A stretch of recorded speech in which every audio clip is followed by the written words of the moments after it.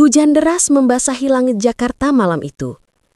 Di dalam kamar mewah bergaya modern khas rumah keluarga terpandang Indonesia, Kartika Pramesti, gadis muda polos berkulit sawo matang cerah dengan rambut hitam panjang yang dikuncir sederhana, menggigil dalam kebingungan. Matanya membesar menatap tespek di tangannya. 2 garis merah muncul jelas. Tubuhnya lemas, kakinya goyah. Ia tidak pernah menyangka malam singkat yang tak direncanakan itu akan mengubah seluruh hidupnya. Di sisi lain kota, Arga Mahendra, CEO muda Indonesia berkulit sawo matang dengan rahang tegas dan rambut hitam klimis, berdiri di depan jendela kantor megahnya yang diterangi lampu kota. Sorot matanya tajam namun gelisah. Dunia mengenalnya sebagai pengusaha dingin dan sempurna. Tapi, hanya keluarga yang tahu satu rahasia kelam. Ia didiagnosa mandul sejak muda. Dan kini, seorang gadis biasa mengandung anaknya. Sesuatu yang dianggap mustahil. Malam itu, 2 kehidupan yang sangat berbeda mulai terikat dalam takdir yang tak bisa mereka tolak. Bayangin kalau kamu jadi Kartika, gadis polos yang hidupnya biasa-biasa aja, tiba-tiba hamil anak seorang CEO muda yang katanya mandul? Gimana reaksi kamu? Tulis di kolom komentar ya. Tim langsung kabur dari drama? Atau tim hadapi semua dengan kepala tegak? Di sebuah kota kecil di Jawa Tengah, kehidupan Kartika Pramesti berjalan sederhana. Pagi-paginya diisi dengan suara ayam berkokok, aroma tanah basah, dan hiruk-pikuk pasar desa. Gadis muda berusia 22 tahun itu baru saja menyelesaikan kuliahnya dan kini bersiap menjalani masa magang di sebuah perusahaan besar di Jakarta. Bagi Kartika, Jakarta adalah dunia yang asing, megah, cepat, dan penuh orang-orang berwajah serius. Berbekal blazer kampus abu-abu dan sepatu pantofel murah, ia naik bus malam menuju ibu kota, membawa koper kecil dan harapan besar. Perjalanan panjang itu bukan sekadar perpindahan tempat, tapi juga awal dari takdir besar yang tak pernah ia bayangkan. Pagi hari pertama magang, Kartika berdiri di depan gedung tinggi milik Suosi Group Indonesia, perusahaan besar milik keluarga Mahendra. Gedung itu menjulang megah di pusat bisnis Jakarta, dengan dinding kaca memantulkan matahari pagi. Kartika menatap ke atas dengan mata bulat kagum, merasa kecil di hadapan dunia yang begitu berbeda dari desa tempat asalnya. Suasana kantor ramai. Karyawan dengan jas rapi dan sepatu mengkilat berjalan cepat.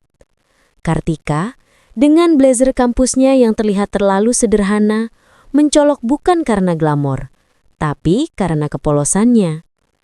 Di resepsionis, ia diperkenalkan pada beberapa staf senior, termasuk Bu Ratna, manajer bagian desain yang terkenal keras. Tatapan tajam Bu Ratna langsung menyapu Kartika dari atas ke bawah, seolah menilai kelayakannya hanya dari penampilan luar.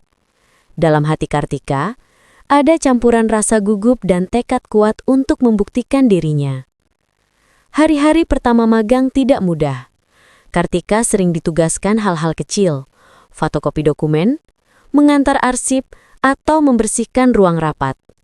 Namun, bukannya mengeluh, ia melakukannya dengan sungguh-sungguh.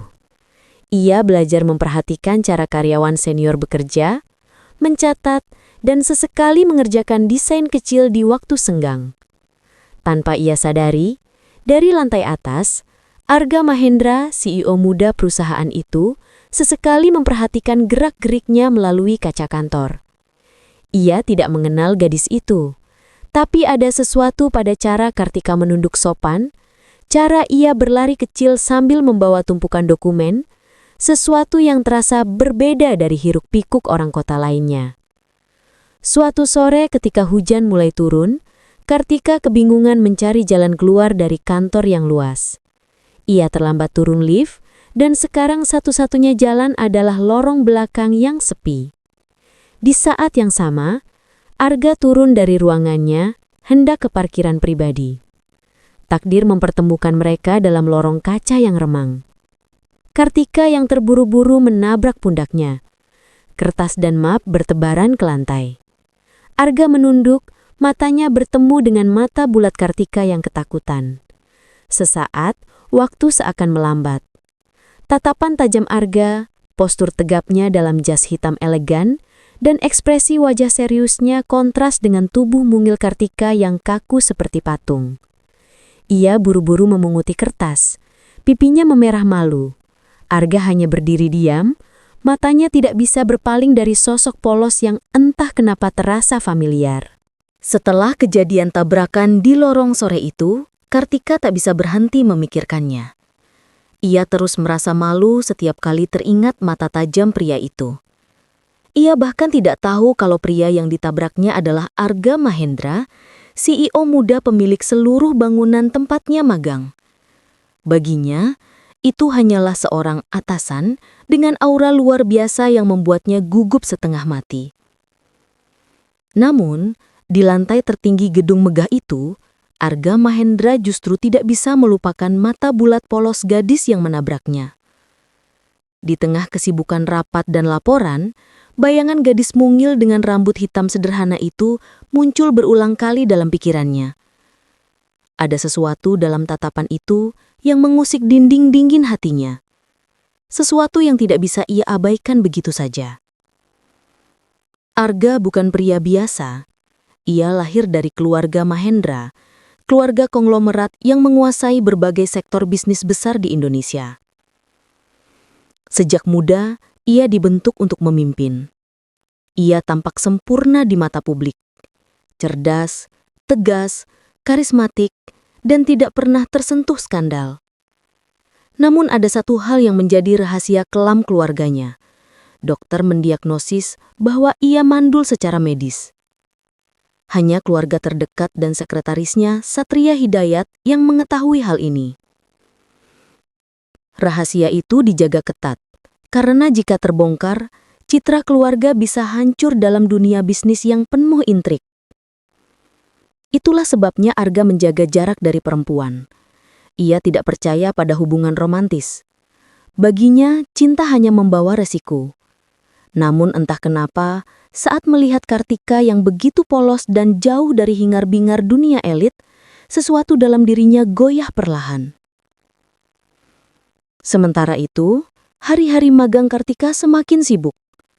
Ia mulai ditempatkan di bagian desain proyek, meski hanya membantu pekerjaan kecil. Ia sering pulang larut, tapi tidak pernah mengeluh. Banyak karyawan senior yang meremehkannya, termasuk Bu Ratna yang sejak awal sudah tidak menyukai gadis polos dari daerah ini. Kartika tidak sadar, di beberapa kesempatan, Arga sengaja turun ke lantai tempatnya bekerja.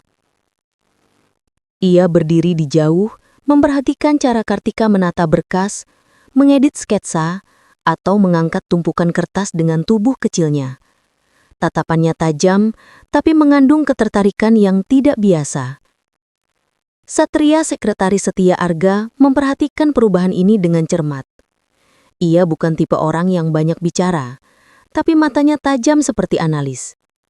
Ia tahu CEO-nya mulai terpengaruh oleh kehadiran seseorang, sesuatu yang sangat jarang terjadi. Suatu malam, saat sebagian besar karyawan sudah pulang, Kartika masih berada di kantor. Hujan deras mengguyur Jakarta, suara petir sesekali menggelegar di luar jendela kaca tinggi. Ruangan sepi, hanya terdengar suara ketikan keyboard dan air hujan. Kartika sedang berusaha menyelesaikan desain tambahan yang diminta Bu Ratna secara mendadak. Tanpa sepengetahuannya, Arga masih berada di lantai atas, menatap ke layar monitor CCTV internal. Ia melihat sosok Kartika sendirian di ruangan desain, duduk tekun meski matanya mulai lelah. Entah dorongan dari mana, ia turun perlahan, berjalan menyusuri lorong gelap menuju ruangan itu. Langkah kakinya bergema pelan di koridor. Kartika tidak menyadari kedatangannya, hingga bayangan tinggi tegap muncul di balik kaca. Saat ia menoleh, ia terkejut. Pria itu berdiri beberapa meter darinya. dengan jas hitam elegan dan tatapan mata yang sulit ditebak. Hujan di luar semakin deras, menambah aura dramatis malam itu. Sejak malam hujan itu, suasana di kantor perlahan berubah bagi Kartika. Ia tidak tahu kenapa, tapi Arga Mahendra beberapa kali muncul di tempat dan waktu yang tak terduga. CEO muda yang biasanya hanya berurusan dengan jajaran petinggi, kini sesekali muncul di ruang desain atau lorong kantor tempat para magang bekerja. Kartika tidak pernah berani berbicara langsung dengannya. Tapi setiap kemunculan Arga selalu membuat jantungnya berdebar tak karuan. Tatapan mata tajam pria itu, ditambah jas elegan dan langkah tegapnya, membuatnya gugup tanpa alasan. Di sisi lain, Arga sendiri tidak memahami kenapa perhatiannya tertuju pada gadis itu. Dalam dunia bisnis yang keras, ia terbiasa melihat orang bekerja demi kepentingan. Namun saat melihat Kartika lembur sendirian, tersenyum lelah sambil merapikan sketsa, atau berlari kecil sambil membawa map tebal, ada kehangatan aneh yang perlahan mengikis tembok dingin di dalam dirinya. Hari demi hari, Arga mulai memperlihatkan perhatian kecil. Ia menginstruksikan Satria agar ruang desain tempat Kartika bekerja diberi fasilitas tambahan seperti AC yang lebih nyaman dan pencahayaan baru. Ia bahkan beberapa kali sengaja menemukan Kartika di pantry kantor saat istirahat siang, meski jadwalnya sangat padat. Kartika tidak menyadari bahwa semua perubahan kecil itu bersumber dari satu orang di lantai tertinggi. Baginya, kantor hanyalah tempat kerja yang penuh tekanan. Apalagi dengan tatapan curiga dari senior seperti Bu Ratna yang semakin tajam memperhatikan perkembangan gadis magang itu. Suatu siang, Kartika sedang membawa map setumpuk ke ruang rapat besar. Tumpukan itu terlalu tinggi untuk tubuh mungilnya, membuat wajahnya hampir tertutup semua dokumen. Di tengah lorong yang ramai, ia sedikit kehilangan keseimbangan. Beberapa karyawan hanya melirik tanpa menolong. Tiba-tiba, dari arah depan, Arga Mahendra datang bersama dua petinggi perusahaan. Dalam satu gerakan cepat, ia meraih map yang hampir jatuh dan menahannya dengan tangan tegapnya. Kartika yang kaget mendongak. Matanya membesar saat menyadari siapa yang berdiri di hadapannya. Ruangan seketika menjadi hening. Semua orang yang lewat berhenti sejenak, terkejut melihat sang CEO membantu seorang magang. Kumalasari yang sedang lewat dengan gaya elegan dan parfum mewahnya, melirik pemandangan itu dengan tatapan sinis dan cemburu yang tertutup rapi. Sejak hari itu, gosip mulai beredar pelan di antara karyawan. CEO kok sering turun ke bawah ya? Katanya sering liatin anak magang itu. Jangan-jangan CEO... Hujan deras mengguyur Jakarta malam itu. Gedung Zosi Group perlahan sepi. Satu persatu karyawan pulang dengan payung dan jas hujan. Namun di salah satu ruangan desain, Kartika Pramesti masih duduk sendirian. Lampu meja kecil menerangi wajahnya yang lelah, namun matanya tetap fokus pada layar komputer. Ia harus menyelesaikan beberapa sketsa desain untuk rapat besar esok pagi. Bu Ratna mendadak memberi tumpukan revisi, seolah sengaja ingin mengujinya. Walau tubuhnya penat, Kartika menolak pulang sebelum pekerjaannya selesai. Di lantai atas, Arga Mahendra yang biasanya sudah pulang tepat waktu, malam itu masih berada di ruang CEO. Hujan deras, suara petir, dan keheningan gedung membuat pikirannya gelisah. Entah dorongan apa, ia membuka CCTV internal, dan lagi-lagi, sosok Kartika muncul di layar, duduk sendiri dengan wajah tekun dan cahaya redup. Ada sesuatu dalam pemandangan itu yang menariknya turun dari lantai tertinggi menuju ruang desain. Lorong kantor kini gelap dan sunyi. Hanya suara hujan yang terdengar dari luar. Kartika sedang merapikan sketsa ketika suara langkah sepatu terdengar pelan dari belakang. Ia menoleh, dan jantungnya langsung berdegup kencang. Arga Mahendra berdiri beberapa meter di belakangnya. Pria tinggi berkulit sawo matang itu mengenakan jas hitam elegan, rambutnya klimis, dan wajahnya tampak semakin tegas dalam cahaya lampu remang. Sorot matanya dalam, seperti sedang memandang lebih dari sekedar karyawan biasa. Kartika gugup. Tangannya refleks menyentuh pinggiran meja. Udara di ruangan itu terasa lebih padat dari biasanya, seolah waktu melambat. Arga melangkah mendekat. Langkahnya mantap, namun tidak tergesa-gesa. Setiap langkahnya terdengar jelas di lorong yang sunyi. Kartika berdiri kaku di tempat, bingung harus melakukan apa. Hujan semakin deras, kaca besar di belakangnya dipenuhi tetesan air. Malam itu menjadi saksi pertemuan pertama mereka yang benar-benar pribadi. Tanpa rekan kerja, tanpa hiruk-pikuk kantor. Hanya dua sosok dari dunia yang berbeda, berdiri saling berhadapan dalam diam. Tatapan mata mereka bertemu, tajam dan gugup, tegas dan polos. Arga yang terbiasa mengendalikan semua situasi, tiba-tiba merasakan hatinya bergetar. Kartika yang polos, dengan rambut hitam sederhana dan tubuh mungil, justru mampu membuatnya kehilangan kendali sejenak. Satria, sekretaris Arga, sebenarnya masih berada di lantai bawah untuk menyelesaikan laporan. Saat ia melihat bayangan CEO dan Kartika melalui kaca lorong, ia hanya menarik nafas pelan. Ia bukan tipe orang yang ikut campur. Tapi ia tahu, malam itu adalah awal sesuatu yang besar. Keesokan paginya, kantor mendadak ramai dengan gosip. Beberapa staf malam melihat Arga turun ke lantai desain saat hujan, dan kabar itu menyebar dengan kecepatan luar biasa. Kumalasari dengan blazer putih dan rambut belum rapi khas sosialita Jakarta, mendengarnya sambil tersenyum sinis.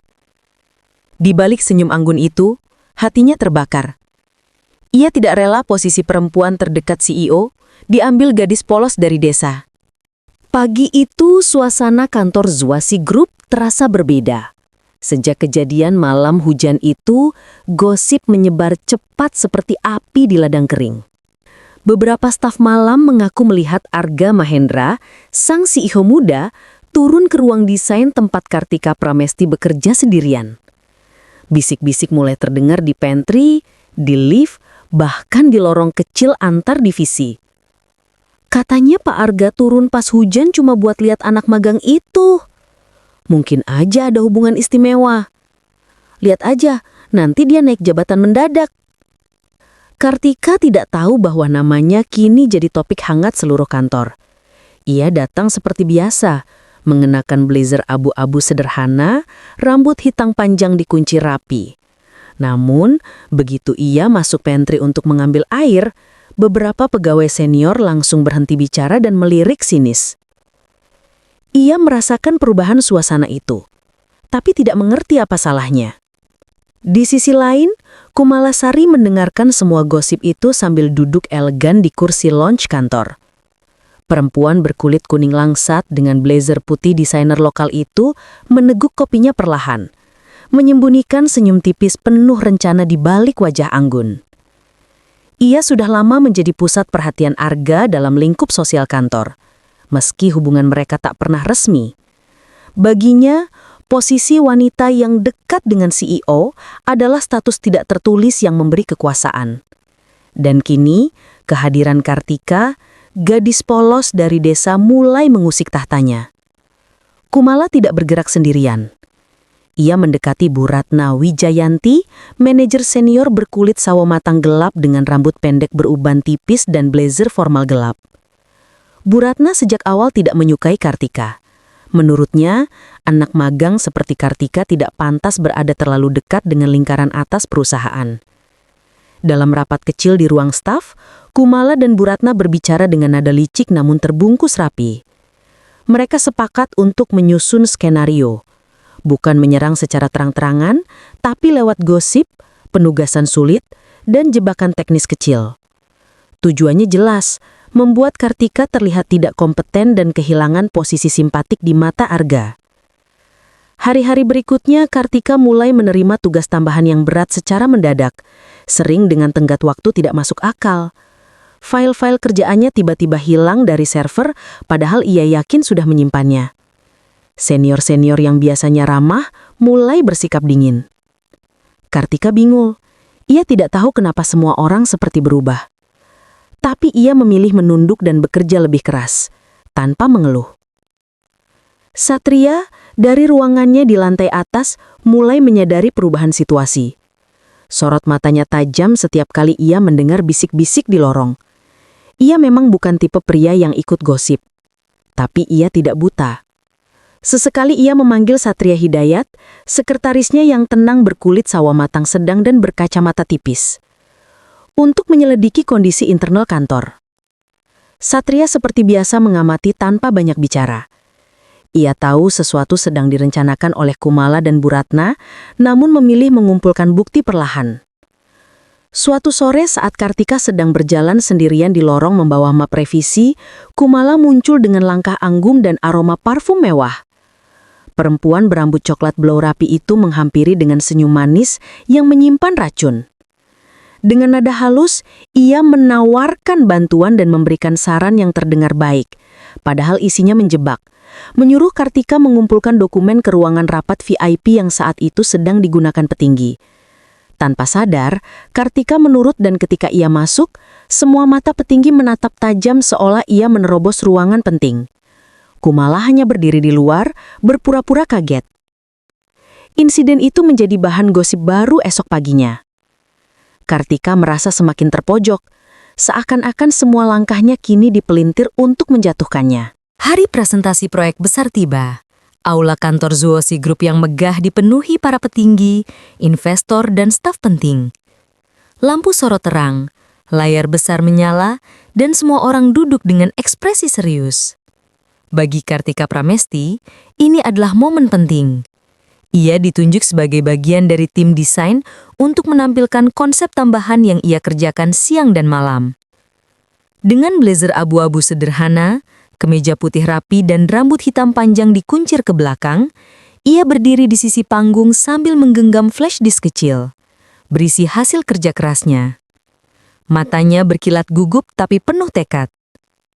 Di sisi ruangan, Kumala Sari dan Bu Ratna Wijayanti duduk berdampingan. Kumala dengan blazer putih elegan dan senyum tipis menyimpan niat busuk, Bu Ratna dengan wajah keras dan mata sipit licik. Mereka sudah menyiapkan jebakan rapi. File presentasi asli Kartika diganti dengan versi rusak dan acak. Saat giliran tim desain Kartika naik ke panggung, suasana ruangan hening. Layar besar menyala. Kartika maju untuk mempresentasikan bagiannya. Namun, begitu file dibuka, bukan desain rapi yang muncul, melainkan gambar acak, halaman kosong, dan revisi mentah yang belum jadi. Suara gumaman langsung memenuhi aula. Beberapa petinggi berbisik. Kartika membeku. Wajahnya memucat, tangannya gemetar di depan mouse. Itu bukan file yang ia simpan semalam. Ia mencoba mencari file cadangan. Kosong. Di barisan kursi tengah, Arga Mahendra, pria tinggi tegap berkulit sawo matang dengan jas hitam elegan, menyipitkan mata. Sorot tajamnya langsung memperhatikan kejanggalan. Ia tahu Kartika tidak sebodoh itu. Tapi semua orang di ruangan menatapnya seolah ia gagal total. Bu Ratna dengan suara lantang menyelamatkan wajah tim. Mungkin anak magang kita belum siap tangani proyek sebesar ini. Nada bicaranya terdengar halus di luar, tapi menusuk seperti belati di dalam. Kumala melirik Kartika dengan tatapan puas. Rencana mereka berhasil, mempermalukan Kartika di hadapan semua petinggi. Kartika mencoba bicara, menjelaskan bahwa filenya mungkin terganti, namun suaranya terlalu pelan untuk menandingi bisik-bisik ruangan. Dalam hitungan menit, reputasinya yang mulai naik selama berminggu-minggu hancur seperti kaca pecah.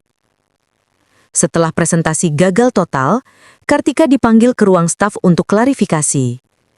Bu Ratna memimpin pertemuan kecil itu dengan ekspresi seperti hakim. Senior-senior lain menatap Kartika dengan mata sinis, seolah gadis polos itu melakukan kesalahan fatal. Kartika berusaha menjelaskan bahwa ia menyimpan file dengan benar, tapi semua bukti sudah disabotase.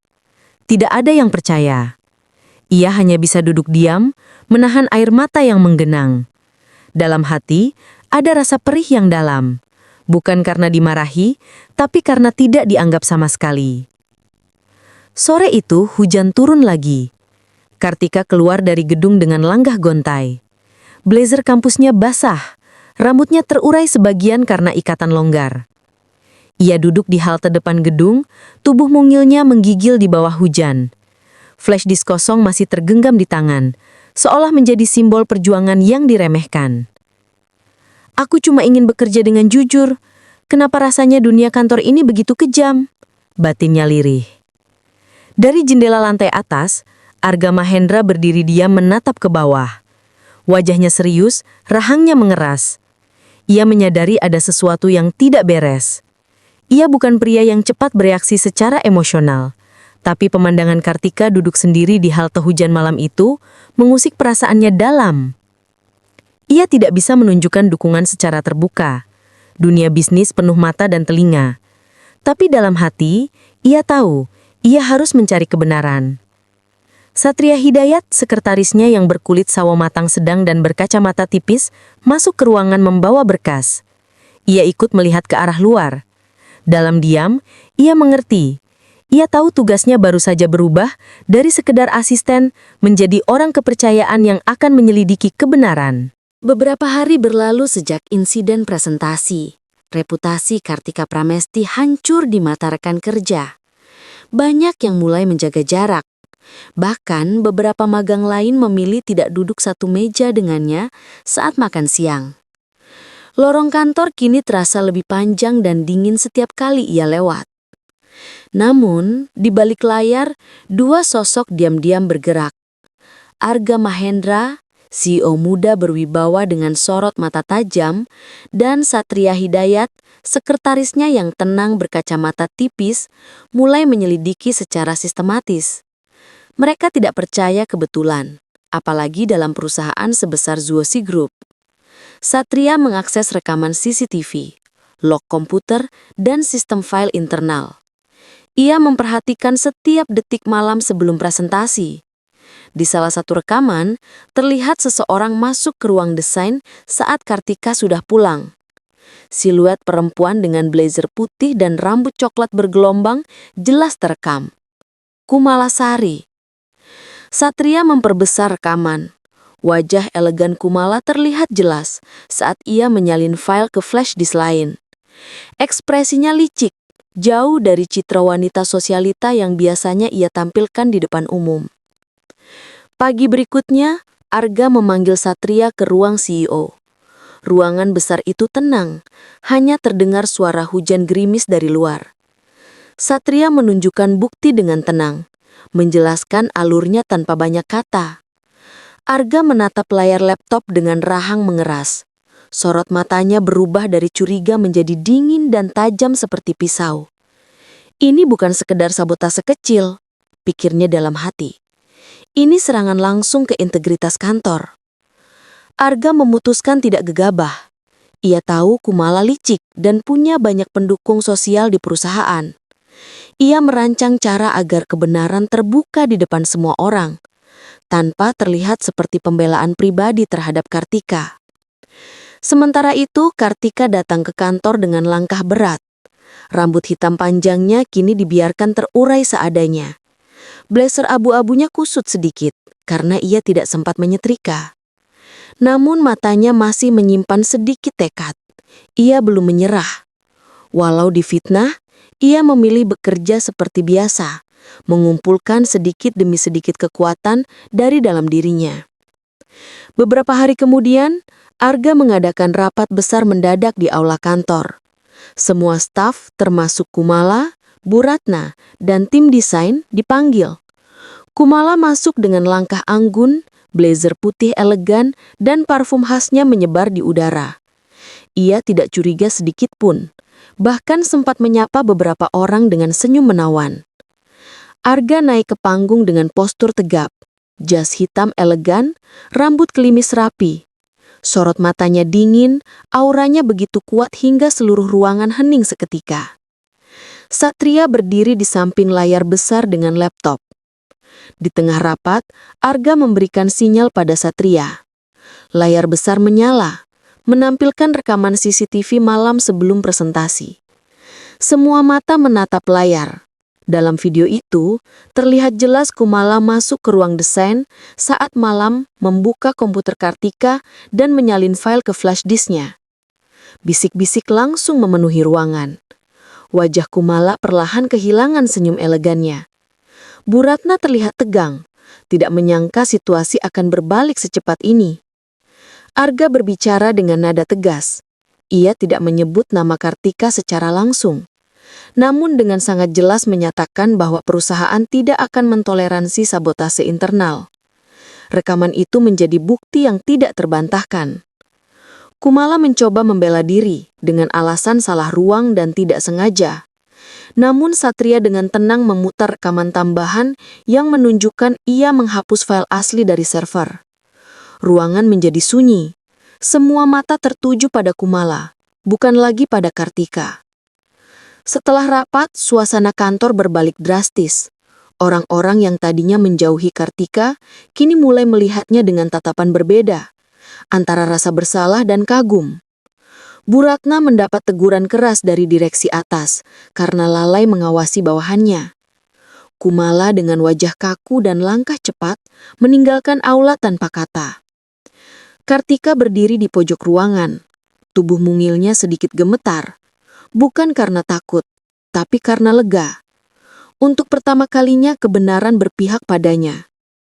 Sore itu, saat kantor mulai sepi, Arga berdiri di depan jendela besar ruangannya, memandang hujan gerimis. Kartika mengetuk pintu pelan, ragu apakah ia boleh masuk. Arga berbalik, dan untuk pertama kalinya sejak insiden itu, sorot matanya pada Kartika berubah. Bukan sekedar CEO ke karyawan, tapi seorang pria yang diam-diam bangga melihat keberanian gadis polos itu bertahan di tengah badai. Satria menyaksikan momen itu dari jauh dengan ekspresi tipis. Ia tahu dinamika ini baru saja berubah. Setelah rapat besar yang mengungkap kebenaran, suasana kantor Ziosi Group berubah drastis. Gosip liar tentang Kartika Pramesti perlahan mereda, berganti dengan rasa segan dan hormat yang tak terucap. Karyawan yang dulu mencibir kini mulai menyapa dengan sopan, meski beberapa melakukannya dengan canggung. Kartika, dengan blazer abu-abu sederhana dan rambut hitam panjang dikunci rapi, tetap bersikap rendah hati. Ia tidak membalas dendam, tidak menuntut permintaan maaf. Ia hanya bekerja dengan tekun seperti biasa. Namun di balik sikap tenangnya, ada kepercayaan diri baru yang mulai tumbuh pelan-pelan. Di lantai atas, Arga Mahendra memperhatikan perubahan itu dengan tatapan tajam dari balik kaca ruangannya. Pria tinggi tegap berkulit sao matang dengan jas hitam elegan itu tidak pernah secara langsung menunjukkan keberpihakannya, tapi tindakannya berbicara banyak. Ia mulai memberikan beberapa proyek kecil namun strategis pada tim desain tempat Kartika bekerja. Ia memerintahkan Departemen IT untuk memperketat keamanan file dan secara tidak langsung memastikan Kartika tidak lagi menjadi sasaran sabotase. Semua perintahnya tampak netral dan profesional. Tapi Satria tahu, itu bentuk perlindungan halus dari seorang CEO yang mulai terlibat secara emosional. Suatu siang, Kartika dipanggil ke ruang rapat kecil di lantai atas. Ia gugup. Ruangan itu biasanya hanya digunakan untuk pertemuan penting. Begitu pintu terbuka, Arga sudah duduk di ujung meja panjang dengan jas elegan, rambut klimis rapi, dan ekspresi tenang. Di sebelahnya, Satria berdiri dengan laptop seperti biasa. Arga tidak berbicara dengan nada mengintimidasi seperti CEO pada karyawan biasa. Tatapannya berbeda, tajam, namun ada sedikit kehangatan tersembunyi. Ia mengakui bahwa pihak manajemen mengetahui insiden sabotase dan mengapresiasi kerja keras Kartika.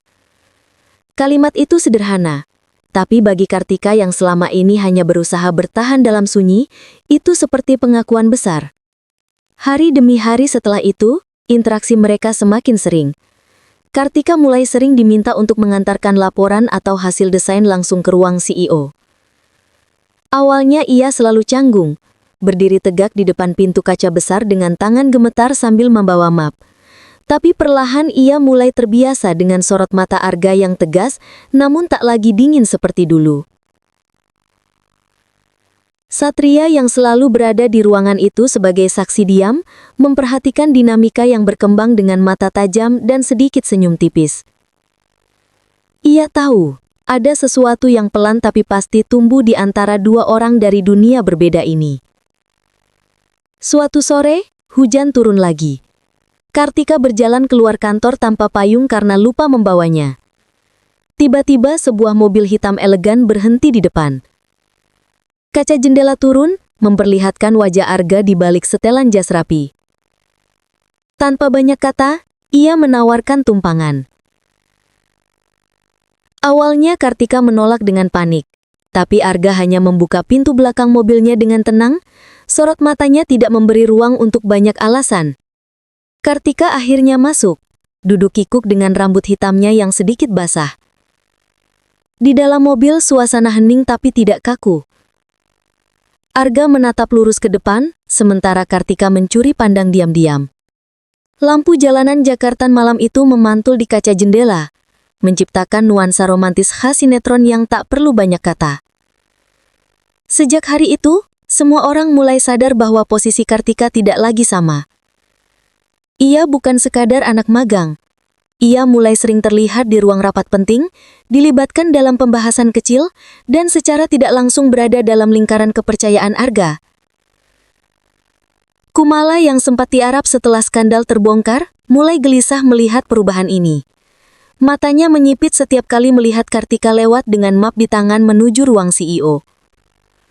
Bu Ratna pun menjaga jarak, tak lagi berani menekan Kartika secara terang-terangan. Sementara itu, dalam hati Kartika mulai muncul rasa yang membingungkan. Arga bukan sekadar CEO baginya, tapi juga sosok yang, entah bagaimana, membuatnya merasa aman. Waktu berlalu. Sejak hari hujan itu, kedekatan antara Arga Mahendra dan Kartika Pramesti semakin terlihat, meski keduanya tidak pernah mengaku secara langsung.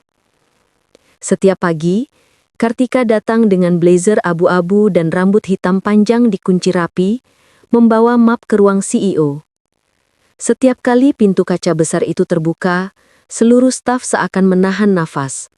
Mereka tahu, anak magang itu bukan lagi orang biasa di kantor. Arga, pria tinggi tegap berkulit sawo matang dengan jas hitam elegan, mulai menunjukkan sikap yang jarang terlihat sebelumnya. Ia tidak lagi hanya memberi instruksi singkat, tapi sesekali mengajak Kartika berdiskusi tentang proyek desain kecil. Dalam ruang rapat tertutup, mereka sering berdiri bersebelahan menatap layar. Jarak tubuh hanya beberapa jengkal. Kartika selalu berusaha bersikap profesional. Namun jantungnya berdetak lebih cepat setiap kali merasakan kehadiran pria itu begitu dekat. Di sisi lain, perubahan ini tidak luput dari perhatian Kumalasari. Setelah reputasinya hancur akibat rekaman CCTV, ia sempat meredup. Namun, ia bukan tipe perempuan yang menyerah begitu saja. Dengan blazer putih elegan dan rambut coklat blow rapi, ia kembali tampil di kantor dengan gaya seolah tidak terjadi apa-apa. Tapi matanya menyimpan api cemburu yang semakin besar setiap melihat Kartika dan Arga berada dalam satu ruangan. Kumala mulai melancarkan strategi baru. Kali ini bukan sabotase terang-terangan, melainkan godaan halus. Ia tahu, Arga adalah pria dengan posisi tinggi dan wibawa besar. Dan ia tahu bagaimana caranya menarik perhatian pria seperti itu. Dengan keanggunan dan permainan citra publik. Suatu malam setelah rapat penting dengan investor, Arga diundang ke jamuan makan malam di hotel mewah Jakarta. Para petinggi perusahaan hadir, termasuk Kumala yang sengaja mendandani diri dengan gaun putih elegan, rambut disanggul modern, dan parfum khas yang menyebar lembut. Kartika tidak diundang ke acara itu. Ia hanya pulang larut setelah menyelesaikan laporan desain. Di ruang makan mewah dengan lampu gantung kristal, Kumala duduk tepat di sebelah Arga. Ia berbicara dengan suara lembut, penuh rayuan halus terselubung dalam obrolan bisnis. Tangannya sesekali menyentuh lengan jas Arga dengan elegan, seolah tidak sengaja. Para tamu lain melihat mereka sebagai pasangan sempurna. CEO muda karismatik dan wanita sosialita berkelas. Kumala tahu citra itu penting, dan ia memainkannya dengan sangat terampil. Sementara itu di kamar kos kecilnya, Kartika duduk sendirian di dekat jendela. Rambut hitam panjangnya terurai, wajahnya tanpa riasan, mengenakan kaos polos dan celana panjang santai. Di luar, hujan gerimis lagi. Ia memandangi layar ponselnya. Sebuah artikel online perusahaan sedang memuat foto jamuan malam. Dalam foto itu, Arga duduk dengan jas hitam elegan, dan Kumala di sampingnya dengan gaun putih glamor. Mereka terlihat seperti pasangan publik yang serasi. Kartika tahu posisinya hanya anak magang. Bukan siapa-siapa. Tapi hatinya mulai terluka tanpa ia sadari.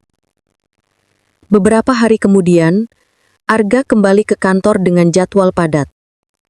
Namun ia merasakan perubahan kecil pada Kartika. Gadis berkulit sawo matang cerah itu kini sedikit lebih menjaga jarak. Senyumnya tidak selebar biasanya, gerakannya lebih kaku saat berada di ruang CEO. Arga yang terbiasa membaca ekspresi dengan cepat, menyadari sesuatu berubah. Tapi ia tidak langsung bertanya. Di ruangannya, Arga duduk di kursi besar dengan wajah serius. Sorot matanya tidak lagi fokus pada dokumen, tapi pada bayangan Kartika yang berjalan menjauh beberapa jam lalu. Di titik ini, untuk pertama kalinya dalam hidupnya, ia merasakan kegelisahan yang tidak berkaitan dengan bisnis. Satria, sekretaris berkulit sawo matang sedang dan berkacamata tipis, memperhatikan perubahan ini dengan mata analitis. Ia melihat dinamika antara Kartika dan Arga bukan lagi sekedar atasan-bawahan. Ada sesuatu yang lebih dalam namun belum terucap.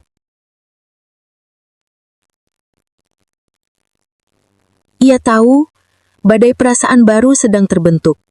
Malam itu, kantor Zuosi Group hampir kosong. Hujan deras kembali mengguyur Jakarta, petir menyambar sesekali, dan cahaya lampu jalan memantul di dinding kaca tinggi gedung. Kartika Pramesti, gadis berkulit sawo matang cerah dengan rambut hitam panjang dikuncir sederhana, masih duduk di ruang desain. Ia sedang merapikan berkas tambahan yang harus dikirim ke ruang CEO malam itu juga. Dengan langkah ragu, ia naik ke lantai atas. Pintu kaca besar ruang CEO terbuka perlahan. Di dalam, Arga Mahendra duduk sendirian di kursi kulit hitam tanpa jasnya. Kemeja putihnya sedikit terbuka di bagian atas, dasi longgar tergantung, wajahnya terlihat lelah. Pria tinggi tegap berkulit sawo matang itu menatap kosong ke arah jendela besar di mana hujan mengalir deras. Arga jarang terlihat rapuh. Bagi publik, ia adalah sosok CEO muda yang dingin, tegas dan sempurna. Tapi malam itu, di balik cahaya remang ruangannya, ia tampak seperti seorang pria yang memikul beban berat. Kartika meletakkan map di atas meja dengan pelan, berusaha tidak mengganggu. Namun, suara kecilnya memecah keheningan. "Pak, ini berkas revisi dari tim desain." Arga menoleh. Sorot matanya tajam, tapi ada lelah yang jelas terbaca. Ia menatap Kartika lebih lama dari biasanya. Sesaat, Kartika merasa seperti bisa melihat dinding kokoh dalam diri pria itu mulai retak. Arga menghela napas panjang lalu berdiri.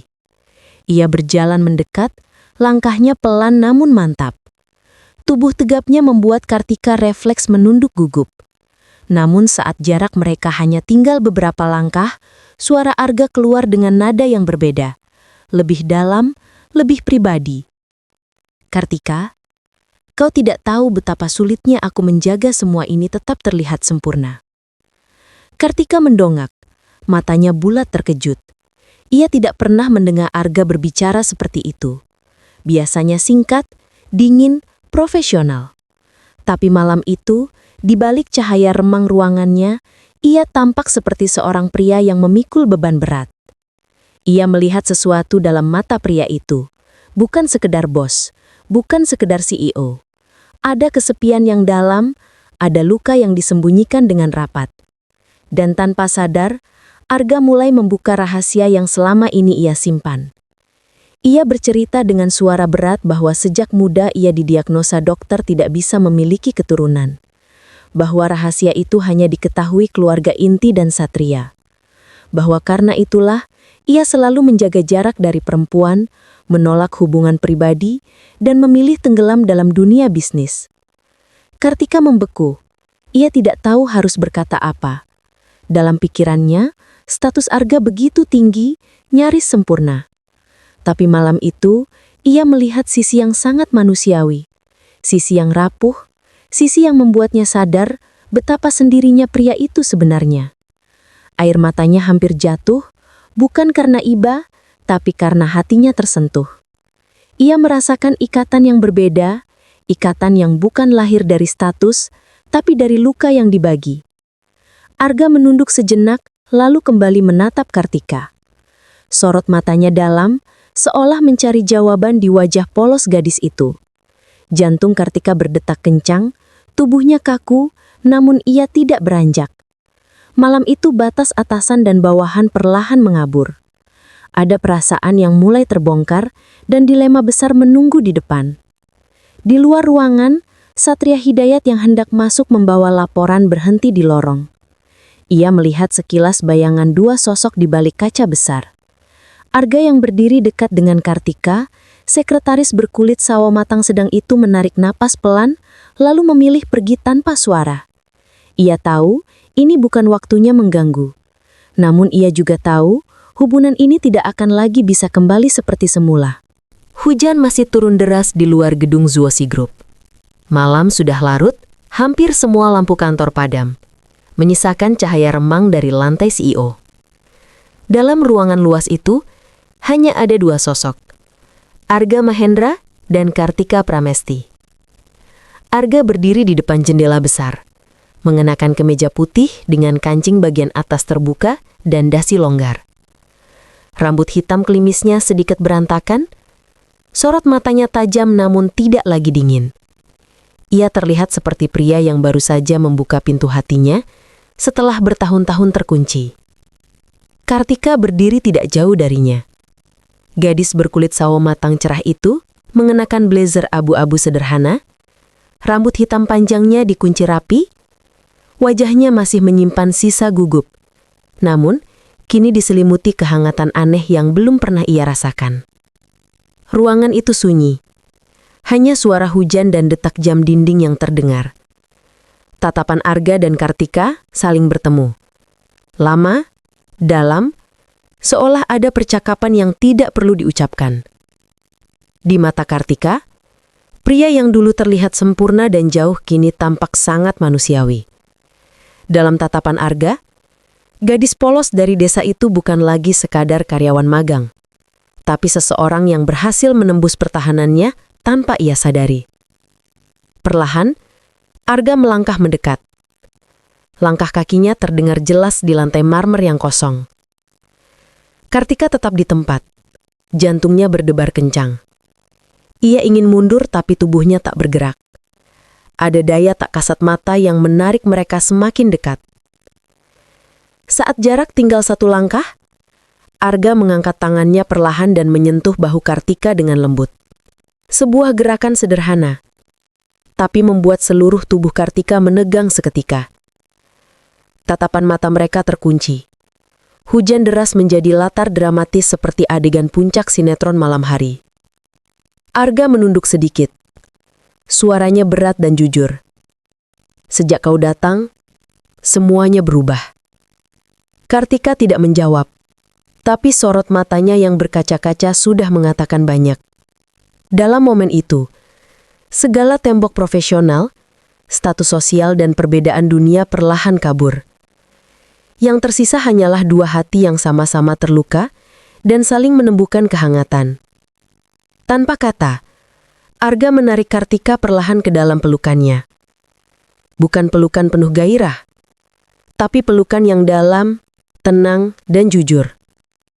Kartika sempat terpaku, lalu menutup matanya, membiarkan dirinya merasakan kehangatan itu untuk pertama kalinya. Hujan deras di luar seperti ikut menegaskan intensitas malam itu.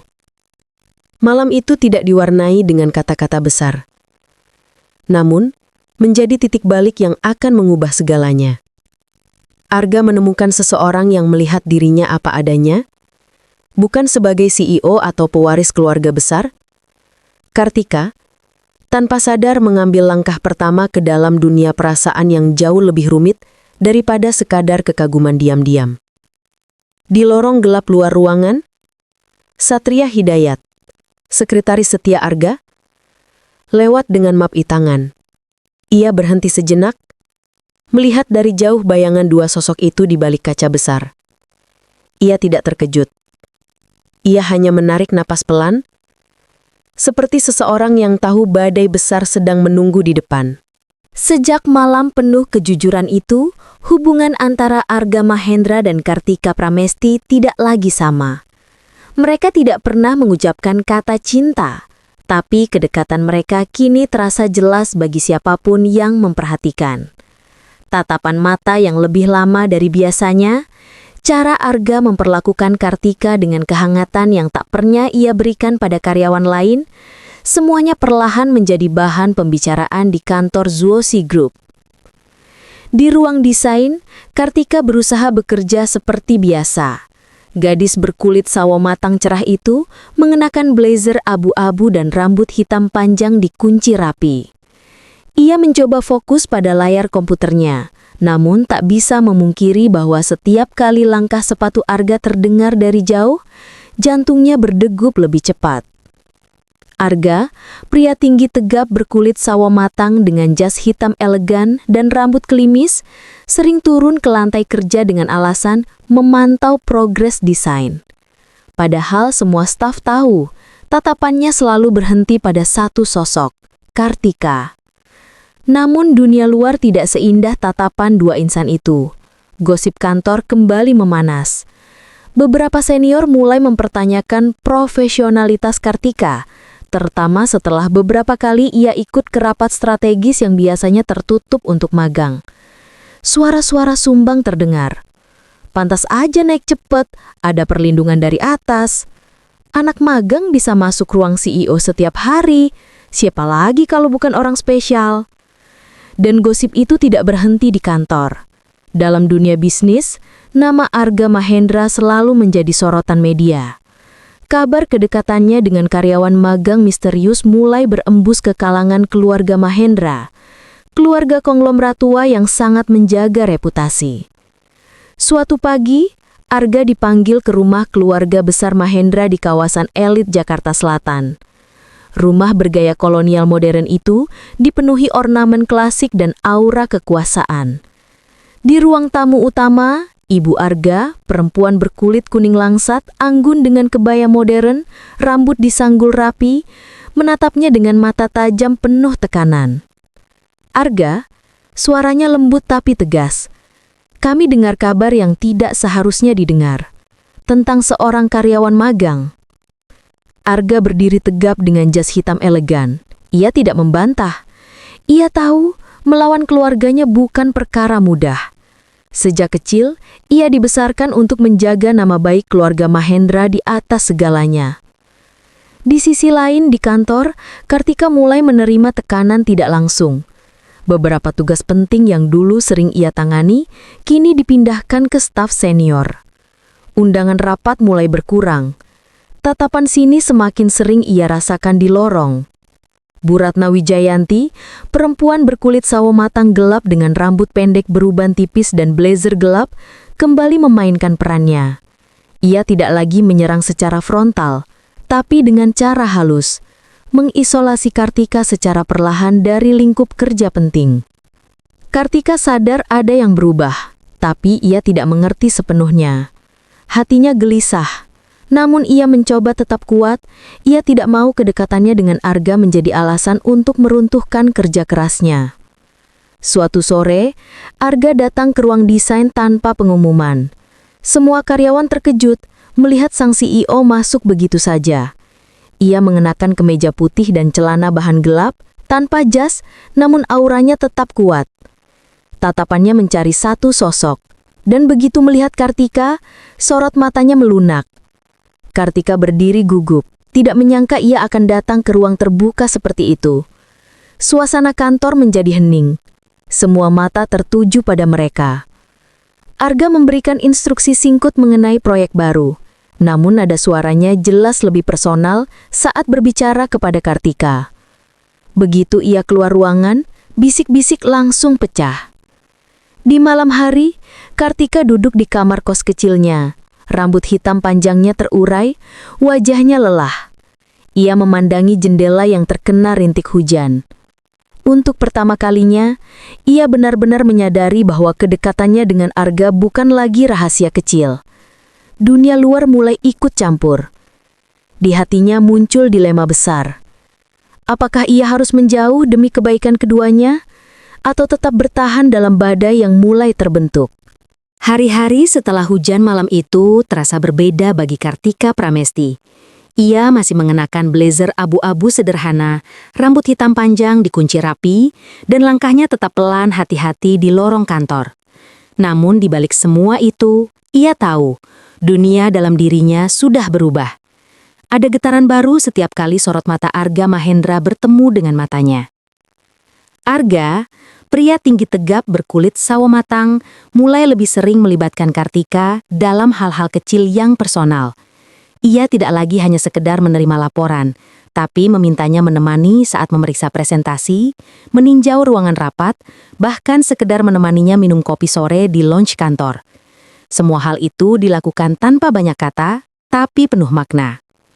Bagi Kartika, batas antara atasan dan bawahan semakin kabur. Ia tahu apa yang ia rasakan, tapi ia takut mengakuinya.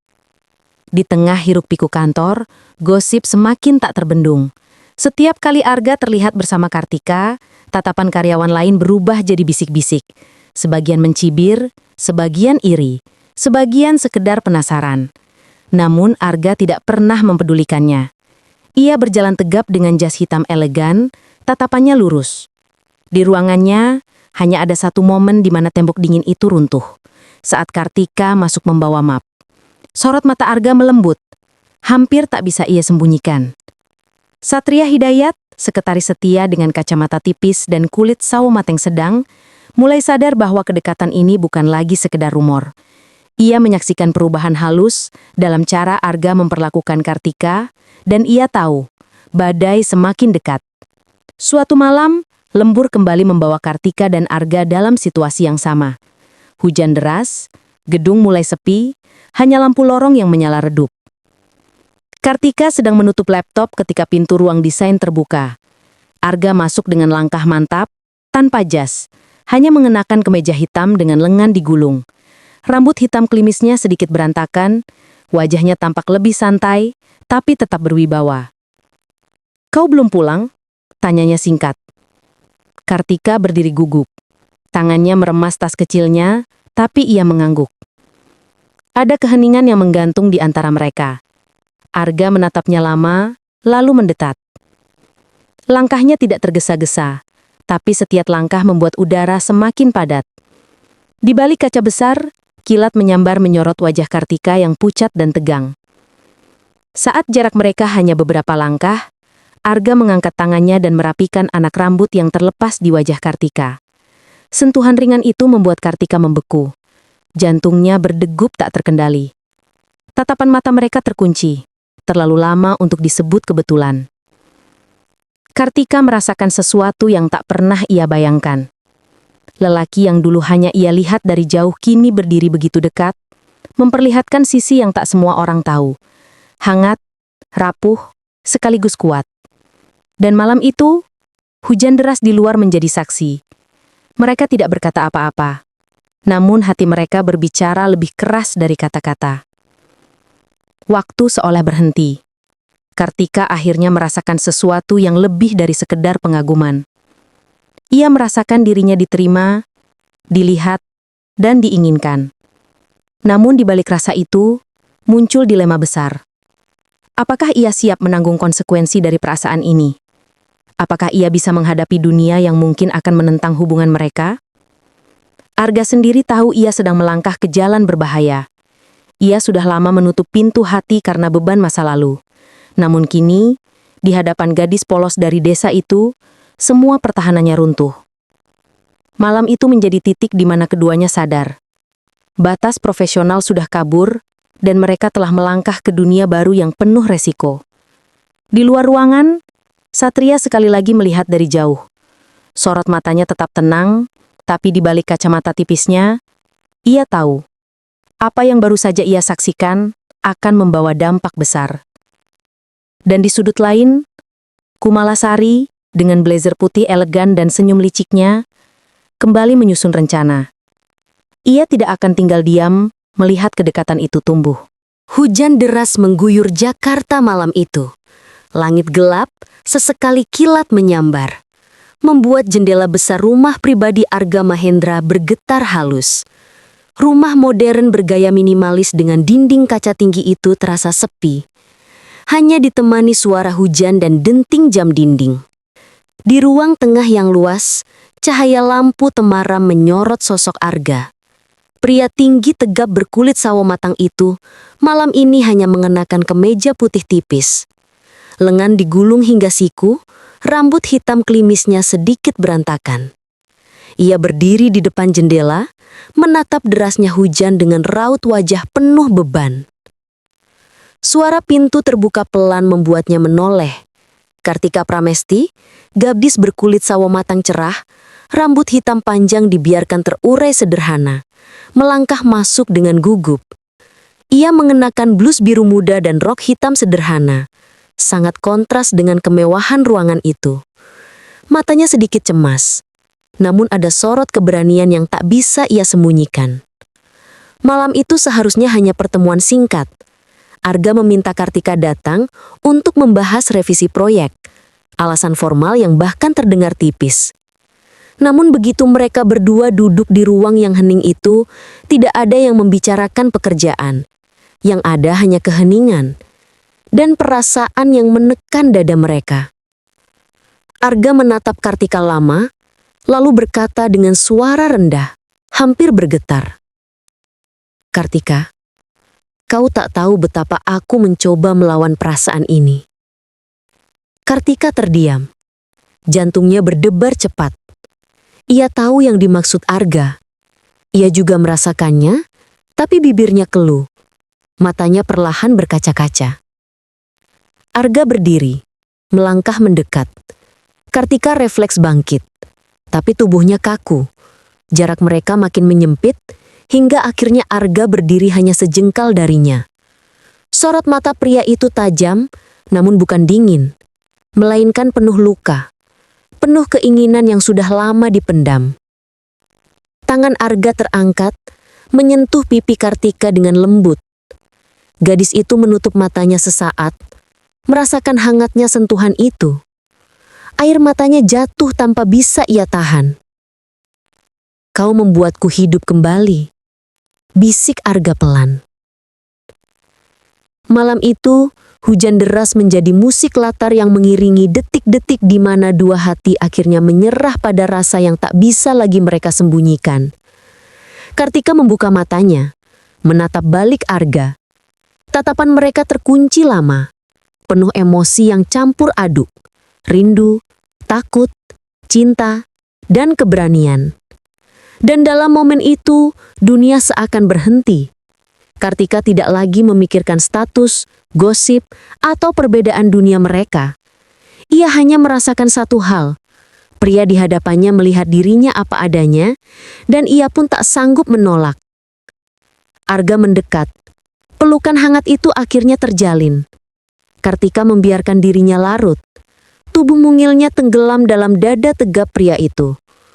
Air matanya jatuh di bahu Arga, sementara tangan Arga menggenggam erat punggungnya, seolah tak ingin melepaskan. Kamera sinetron seakan mendekat. Sorot mata mereka saling mencari, pelukan yang makin erat, hujan deras di luar semakin menggila. Lampu temaram bergetar oleh angin kencang, tirai tipis melambai. Lalu kamera perlahan menjauh, menyorot siluet mereka dalam pelukan panjang di tengah ruang besar. Musik romantis penuh ketegangan mengalun seiring narasi hati yang tak terucap. Malam itu menjadi malam titik balik. Malam di mana garis batas sirna. Malam yang akan mengikat takdir mereka selamanya. Esoknya, cahaya matahari pagi menembus jendela besar. Kartika terbangun di ruang tamu rumah Arga. Rambut hitamnya terurai, wajahnya terlihat lelah tapi damai. Ia menatap sekeliling seolah menyadari sesuatu besar telah terjadi. Bibirnya gemetar dan tanpa sadar, tangannya menyentuh perutnya sendiri. Sementara itu, Arga berdiri di balkon. Mengenakan kemeja gelap. Tatapannya menembus langit biru pagi. Namun kali ini dengan sorot yang berbeda. Ada ketegangan, ada harapan, dan ada kesadaran bahwa ia baru saja melangkah ke jalan yang tidak akan bisa ia putar kembali. Pagi itu Jakarta masih diguyur hujan gerimis. Langit kelabu, jalanan basah, dan suara tetesan air dari atap kamar kos Kartika terdengar ritmis, seperti detak jantung yang tak tenang. Kartika Pramesti, gadis berkulit sawo matang cerah dengan rambut hitam panjang terurai kusut, terbangun dengan tubuh lemas. Matanya sayu, wajahnya pucat. Ia berusaha duduk, tapi gelombang pusing menyerangnya tiba-tiba. Ia berlari kecil ke kamar mandi sempit. Suara air mengalir, lalu terdengar batuk kecil disertai hembusan napas berat. Tangannya bertumpu pada wastafel. Kartika menatap wajahnya sendiri di cermin buram. Wajah seorang gadis muda yang semalam masih merasa hidupnya normal, kini terlihat asing. Hari-hari berikutnya berjalan dengan tanda-tanda kecil yang tak bisa lagi ia abaikan. Pagi-pagi tubuhnya terasa mual tanpa alasan. Makanan favoritnya kini membuat perutnya bergejolak.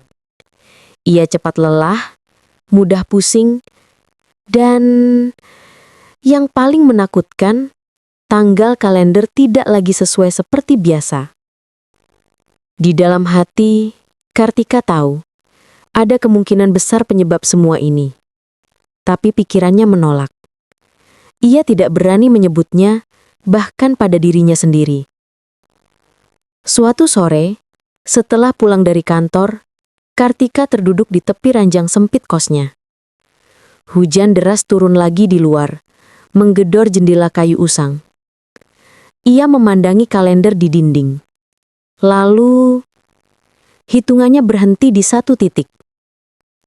Wajahnya memucat, bibirnya gemetar. Tidak mungkin, bisik batinnya. Malam itu menjadi malam penuh tekanan batin. Kartika menyalakan lampu kecil di samping ranjang. Kamar kos itu sunyi. Hanya suara hujan dan detak jam dinding yang terdengar jelas. Menambah suasana mencekam. Ia berjalan pelan ke depan cermin. Menatap tubuhnya sendiri. Tangannya gemetar saat menyentuh perut bagian bawahnya. Seolah mencari jawaban. Tatapan matanya kosong, tapi air mata mulai menetes satu persatu. Batin Kartika berkecamuk. Ia ingat malam itu di rumah Arga. Ingatan tentang pelukan hangat, sorot mata dalam, hujan deras yang menjadi saksi. Ia tahu, malam itu segalanya berubah. Bagaimana kalau benar? Pikirnya. Bayangan keluarga Arga muncul di kepalanya. Keluarga besar yang terpandang, keras, dan tak segan menyingkirkan siapapun yang mengganggu reputasi mereka. Ia juga membayangkan gosip kantor yang sudah panas, rekan-rekan kerja yang sinis, dan masa depan magangnya yang terancam. Lalu ada Arga. Pria itu. Sosok kuat yang kini menjadi bagian dari kebingungan terbesarnya. Apakah ia akan menerima, atau justru menjauh? Tangannya menutup mulut, tubuhnya merosot perlahan ke lantai. Air mata mengalir deras. Hatinya ingin berteriak, tapi suaranya tercekat di tenggorokan. Ia sendirian. Benar-benar sendirian menghadapi kenyataan yang mulai tumbuh dalam dirinya. Beberapa hari kemudian, Kartika duduk di halte kecil dekat kosnya, menatap jalanan basah. Tubuhnya masih terasa lemah. Matanya sayu, wajahnya diliputi kebingungan. Ia menggenggam ujung jaketnya erat-erat, mencoba menenangkan diri. Tapi pikirannya tak berhenti berputar. Ia tahu ia tak bisa menunda lebih lama. Cepat atau lambat, kebenaran akan muncul. Kantor Swasi Group semakin riuh dengan bisik-bisik panas. Gosip tentang kedekatan Arga Mahendra dan Kartika Pramesti kini bukan lagi rahasia. Hampir setiap sudut kantor penuh bisikan, tatapan sinis, dan cibiran terselubung. Kartika, gadis berkulit sawo matang cerah dengan rambut hitam panjang terurai sederhana, mulai merasakan beratnya langkah setiap kali ia melewati lorong kantor. Mata-mata karyawan mengikuti, sebagian penuh iri, sebagian penuh curiga. Setiap senyum yang diarahkan kepadanya terasa dingin, seakan menyembunyikan tanya yang sama. Apa benar kabar itu? Di ruang rapat, suara Kumalasari, wanita anggun dengan blazer putih elegan, berkulit kuning langsat, bibirnya tipis dengan senyum licik, terdengar lantang. Ia sengaja melontarkan kalimat pedas, seolah-olah itu candaan. Ah, kalau punya akses langsung ke CEO, semua masalah kerjaan pasti beres kan? Beberapa orang tertawa kecil, tapi tatapan mereka jelas menuju ke Kartika. Gadis itu hanya menunduk, jantungnya berdetak kencang, namun ia menahan air mata. Sementara itu, di rumah besar keluarga Mahendra, badai lain sedang berkecamuk. Ibu Arga, perempuan berkulit kuning langsat dengan kebaya modern, duduk di kursi besar ruang tamu, wajahnya tegas dan penuh kecurigaan. Arga, gosip di luar semakin liar. Kamu tahu apa yang sedang dibicarakan? Gadis magang itu? Suaranya meninggi, penuh tekanan. Arga, pria tegap berkulit sawo matang dengan jas hitam elegan, berdiri tegak. Sorot matanya dingin, tapi ada api yang jelas di dalamnya. Dia bukan sembarang gadis, Bu. Dia pekerja keras.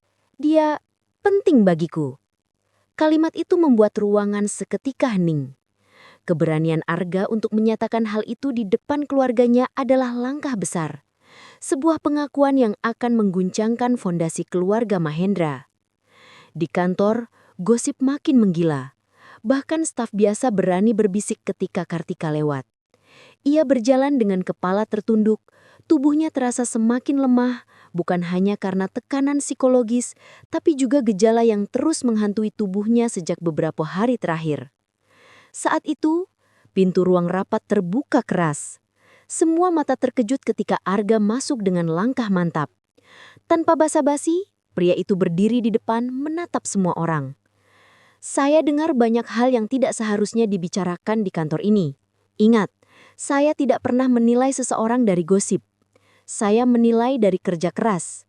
Dan kalau ada yang meremehkan Kartika di sini, berarti meremehkan keputusan saya. Ruangan sunyi, wajah-wajah pucat. Kumala menggertakkan gigi, tapi tersenyum palsu. Kartika yang duduk di pojok menatap Arga dengan mata berkaca-kaca. Untuk pertama kalinya, ia merasa dilindungi secara terbuka. Namun badai belum berhenti. Malam itu, di lorong parkiran kantor, Kumala menghadang Kartika. Senyum tipisnya berubah jadi tatapan tajam. Kau pikir bisa bertahan lama di sini? Dunia Arga Mahendra terlalu besar untuk gadis kecil seperti kau. Kartika menggenggam tasnya erat-erat. Tubuhnya gemetar. Ia ingin menjawab, tapi suaranya tercekak. Air mata menggenang, bukan hanya karena ucapan Kumala, tapi karena kebenaran pahit yang ia takutkan. Dunia Arga Mahendra memang berbeda. Arga muncul tiba-tiba. Pria itu berdiri tegak, matanya tajam menatap Kumala. Cukup Kumala. Jangan pernah bicara begitu lagi di depannya. Kumala terdiam. Tatapan Arga yang keras membuatnya tak bisa berkutik. Ia hanya tersenyum miring lalu pergi, menyisakan ketegangan di udara. Kartika menunduk, air mata jatuh. Arga mendekat, suaranya melembut. Kau tidak sendiri. Apapun yang terjadi, aku akan hadapi bersamamu. Bagi Kartika, kalimat itu bagaikan janji sekaligus beban. Ia tahu Arga tulus, namun di dalam dirinya, rahasia yang belum terucap semakin berat. Gejala yang ia alami, tanda-tanda kehamilan yang mulai jelas. Bagaimana jika kebenaran itu pecah? Apa Arga masih akan tetap berdiri di sisinya? Hujan deras kembali turun malam itu. Kamera sinetron seakan menyorot wajah Kartika yang menahan tangis di bawah payung Arga. Badai sosial di luar baru saja dimulai, dan badai dalam dirinya semakin tak terbendung.